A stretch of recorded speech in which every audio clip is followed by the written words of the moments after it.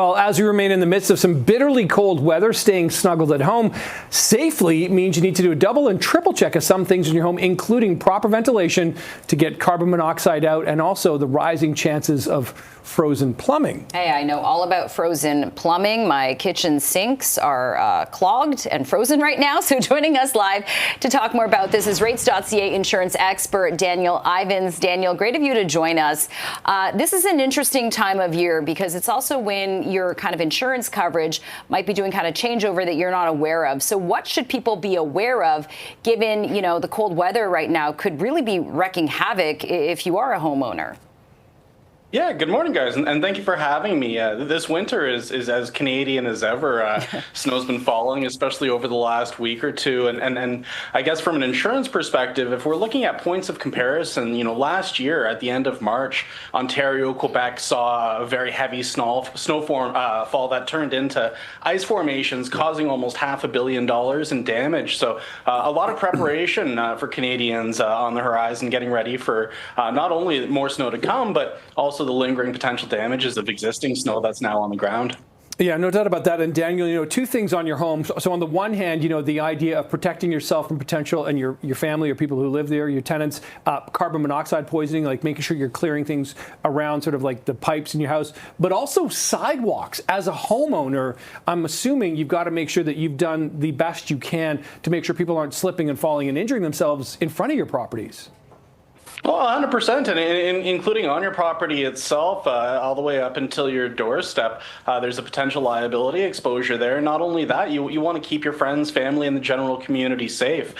Shoveling all the way down to your sidewalk and even down to the plowed area of your road helps keep a lot of that snow and debris clear, and also helps keep a lot of that ice from forming, which obviously is helpful from a communal perspective and also from a loss prevention perspective when you're thinking about insurance. Mm-hmm. Yeah, and Daniel, right now, because of the extreme cold and the weather that we're experiencing, a lot of people might have frozen or burst pipes.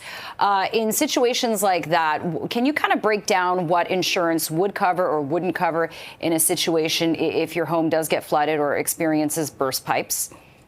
Well, frozen burst pipes traditionally are covered under most policies, but beyond that, and talking about water in general, water coverage is one that Canadians want to keep in mind, specifically when looking at their policies, because water in a lot of cases is limited among providers, not only in terms of the varying degrees of coverage that they can offer, but also limitations. So if you're in a high area of exposure, you only have a $30,000 to $50,000 water limit on your policy, that likely won't be sufficient in the event of an extreme loss. So while burst pipes are naturally mostly covered, there are other water considerations 100% to have in the back of one's mind, and doing what Canadians can to prevent these things is obviously going to be large. Daniel, are they covered even if you didn't turn off your water to the outside, for example? Because I understand that's kind of can be part of the problem here. Well, traditionally, and it's going to be case to case, but any sort of pre-existing damage or negligence, failure to maintain your property can make the claims process really challenging for consumers. So the more that they're doing to care for their property, keep snow clear, keep it out of gutters, keep trees trimmed that look like a potential exposure, keep driveways shoveled, and keep the heat on, all of these things can contribute to making sure that if a claim does happen, the process is as smooth as possible. Mm-hmm. Yeah, and what if all the snow accumulation on some homes, let's say it's on their roof or let's say an upper patio deck, I mean, I'm scared to look outside on my patio right now, but there's a lot of snow and that's heavy. It could be heavy. What if it causes to, fall through your house? Does insurance cover that, or did you have to get some kind of pre-existing, thing written in your contract to say that it does cover it?